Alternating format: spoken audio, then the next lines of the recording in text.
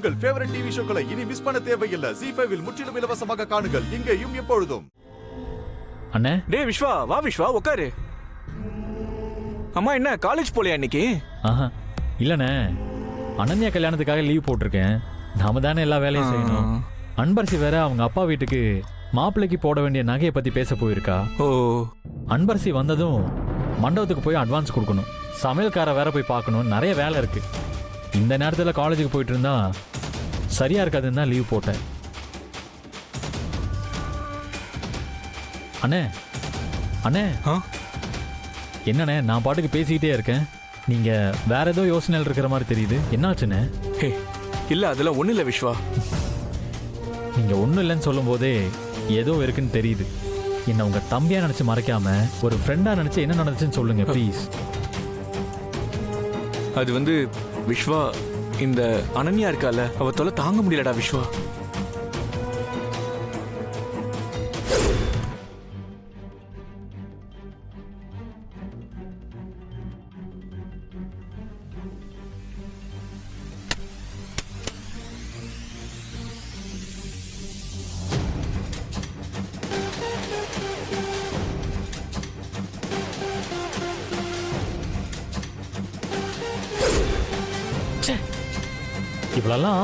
இவளெல்லாம் திருத்தவே முடியாது.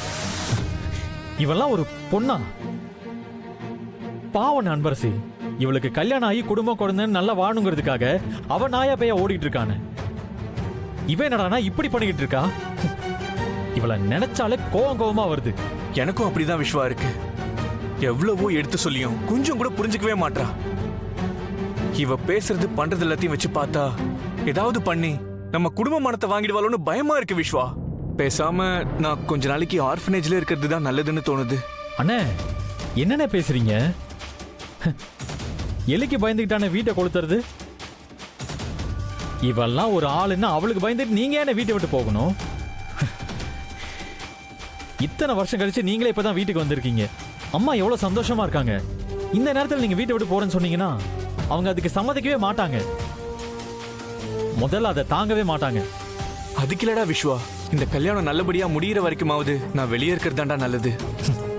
அண்ணே தேவையில்லாம பேசி மனசை போட்டு குழப்பிக்காதீங்க. என்ன இந்த விஷயத்த நாம கொஞ்சம் வேற மாதிரி தான் டீல் பண்ணி ஆகணும்.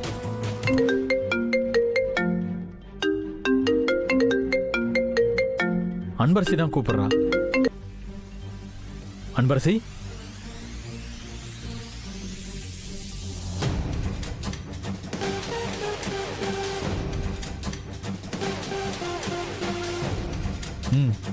சரி நான் பாத்துக்கிறேன்.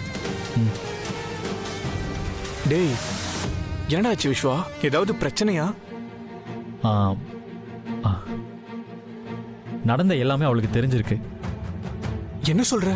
அந்த பியூட்டி பார்லர்ல அவளுக்கு தெரிஞ்ச ஃப்ரெண்ட் யாரோ இருக்காங்களா, அவங்க தான் ஃபோன் பண்ணி அனன்யா புக் பண்ண விஷயத்த அவகிட்ட சொல்லியிருக்காங்க. ZEE5 ஆப்பை டவுன்லோட் செய்து அனைத்து எபிசோடுகளையும் இலவசமாக பாருங்க.